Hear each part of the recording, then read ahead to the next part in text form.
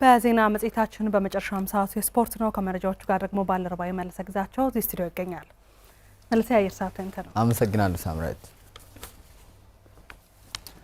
የባህር ዳር ዓለም አቀፍ ስቴዲየም ኢትዮጵያ ውስጥ ለሚገነቡ ሌሎች ስቴዲየሞች ጥሩ ተሞክሮ ሊሆን እንደሚችል የሲዳማ ክልል የመንግስት ኃላፊዎች ተናገሩ። ከስቴዲየሙ የግንባታ ሂደት ጥሩ ተሞክሮ ማግኘታቸውን ለጉብኝት የመጡ ልኡካንም ገልጸዋል። ዳናይት ሲሳይ ኢትዮጵያ የ2029 የአፍሪካ ዋንጫን ለማዘጋጀት ጥያቄ ማቅረቧም ይታወሳል።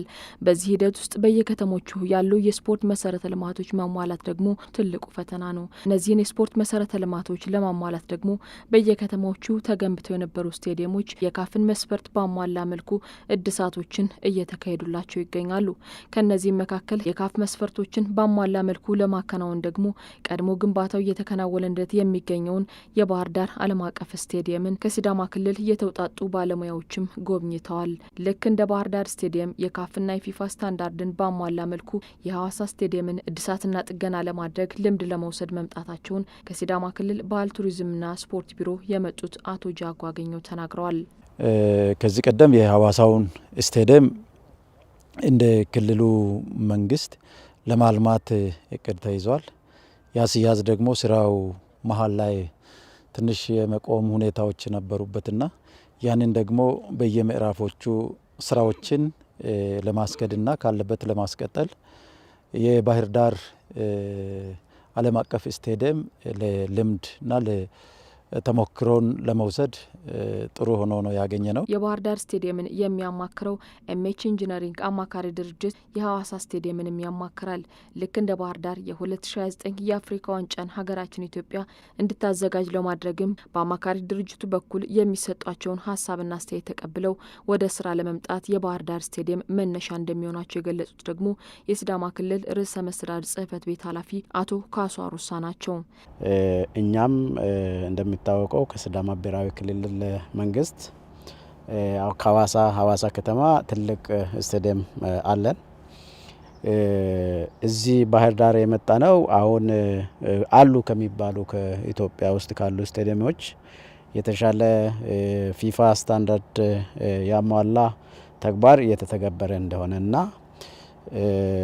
ቀጣይ ሌትካመር አድቫንቴጅ ከሚጠቀሙት ስቴዲየሞች አንዱ ከመሆኑም ጋር ተያይዘው የኛን ስንጠግን ወደ ጥገና ስንገባ የሚረዱን ጉዳዮችን ለመውሰድ የመጣ ነው። የስቴዲየም መሰረተ ልማቶቹ ሐዋሳ ስቴዲየም ላይ እንዲሟሉም ስራዎችን እንደሚሰሩ ነው የገለጹት። እነዚህን ስናነሳ ለምሳሌ ከሐዋሳ ስቴዲየም በተለየ መልኩ የካፍ ፕላስ ስታንዳርድን ማዕከል ያደረጉ ስራዎች ተሰርተው ነው ያየነውና እነዚያ በዝርዝር የተካተቱ ስራዎችን እኛ ሌት ካሜራ አድቫንቴጅ እንደሚባለው ዘግይተን ከኋላም ያሉ ጥቅሞችን ዘግይተው የሚመጡ ጥቅሞችን ለማግኘትም ታሳቢ ባደረገ መልኩ ያንን ተሞክሮ ለመቅሰም ነው። ከሁሉ በላይ ግን በርካታ ቴክኖሎጂዎችን እየተጠቀመ እንደሆነ ዘመኑ የዋጀውን ቴክኖሎጂ እየተጠቀመ እንደሆነ ቴክኖሎጂ ላይ በፎከስ አድርጎ እየሰራ ያለበትና ሜዳው ማሟላት ያለበት መሰረተ ልማት ከዓለም አቀፍ ስታንዳርድ ጋር የተቃረበ እንደሆነ ያየንበት ሁኔታ ነው ያለው። ወደኛ ስንመነዝረው እኛ አካባቢ ያለውን በእኛ ስታዲየም ላይ ሄደን የምንገነባው ስታዲየም ወይም የምንጠግነው ስታዲየም ላይ ተጨማሪ የሚሆኑ በርካታ ግብዓቶች ወሰንበት ነው። የኢትዮጵያን እግር ኳስ ከፍ ለማድረግ ታዳጊዎች ልማት ላይ የሚሰራ ስራን አጠናክሮ ማስቀጠል እንደሚገባ ከአሚኮ ስፖርት ጋር ቆይታ ያደረጉ የእግር ኳስ ባለሙያዎች ተናገሩ። ፌዴሬሽኑ የአሰልጣኞችን አቅም በማሳደግ ይበልጥ ታዳጊዎች ላይ መስራት አስፈላጊ መሆኑን ተጠቁሟል። ኪዳነ ማርያም ብርሃኔ The match between Ethiopia and Egypt. እንደ ሀገር ጠንካራ ብሔራዊ ቡድንን መገንባት ካስፈለገ በታዳጊዎች ልማት ላይ መዋለ ንዋይን ማፍሰስ ግድ ይላል። ጉዳዩ ነገን በማሰብም ዛሬ ላይ ሳይሰለቹ መስራትን ይሻል። በዚህ ረገድ የሀገራችን ተሞክሮ ደካማ ሆኖ ቆይቷል። ለታዳጊዎች የሚሰጡ ትኩረቶችና ስልጠናዎች አነስተኛ መሆኑ ውጤቱ በታላላቅ ውድድሮች ላይ ተሳታፊ ያልሆነ ብሔራዊ ቡድንን እንድናይ አስገድዷል። ዓለም ስታንዳርድ አለው፣ መስፈርት አለው በየእድሜ ደረጃ ያንን የሚያሟሉ ልጆች ላይ ኢንቨስት ብታደርግ ሪተርኑ በጣም ከፍተኛ ነው ለልጆቹ፣ ለሀገርም፣ ለክለብም፣ ለዓለምም በአጠቃላይና ባህላዊ የሚሰጥ ስልጠናዎች ኦልሞስት የሉም፣ አሁን እየቀሩ ናቸው ያሉትና ስለዚህ ስታንዳርድን ማሟላት በጣም ወሳኝ ነው። ነገ የተሻለ ትልቅ ብሔራዊ ቡድን ለመፍጠር ከታች መሰራት አለበት። ከታች ስትሰራ አንደኛ ልጆችን የእግር ኳስ ባህላቸውን በደንብ እያሳደጉ እንዲያድጉ ይረዳል። ሁለተኛ ደግሞ የኳሱን ዲሲፕሊን በደንብ አብረው በዛው እያወቁ ይሄዳሉ። ሜንታሊታቸውን በደንብ እያደገ ስለሚሄድ ታች ላይ መሰራቱ በጣም ጥሩ ነው። እናም ይላሉ የስፖርት ባለሙያዎች እግር ኳሳችን አንድ ደረጃን ከፍ እንዲል ካስፈለገ ከ8 ዓመት ጀምሮ ስልጠናዎችን ለታዳጊዎች መስጠት አስፈላጊ ነው። አንድ ተጫዋች በቴክኒክ ደረጃ የተሻለ መሆን ካለበት ከ8 ዓመቱ ጀምሮ መጀመር መቻል አለበት። 10 ዓመት የትሬኒንግ ዕድሜ ያስፈልገዋል። 18 ዓመቱ ላይ በተሻለ መልኩ በምትፈልገው ስታንዳርድ ሊደርስል ይችላል እና 10 ዓመት ትሬኒንግ ኤጅ ያስፈልጋቸዋል።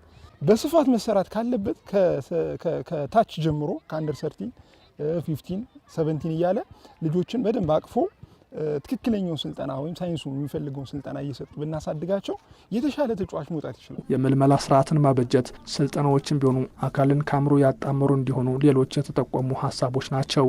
የተጫዋቾች ታለንት የምናወጣበትን አድማስ ማስፋት አለብን። እሱ ብቻ ሳይሆን ታለንት ያላቸውን ልጆች ደግሞ መልምሎ የሚያመጣ የስካውተርስ ቲም ያስፈልጋል የሚል እይታ አለኝ።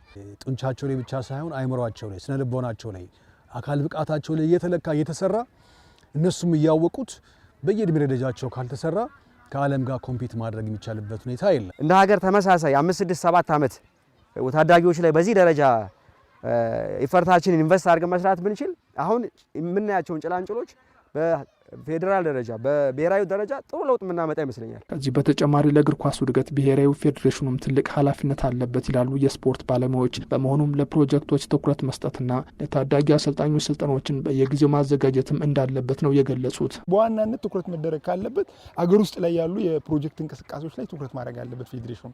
ታዳጊዎች ላይ የተሻለ ውጤታማ ስራ እንዲሰሩ በየጊዜው ሪፍሬሽመንት ኮርስ ወይም የአሰልጣኝነት የሙያ ብቃት ማረጋገጫዎችን እየሰጠ ስልጠናዎችን ማዘጋጀት ያለበት ይመስለኛል።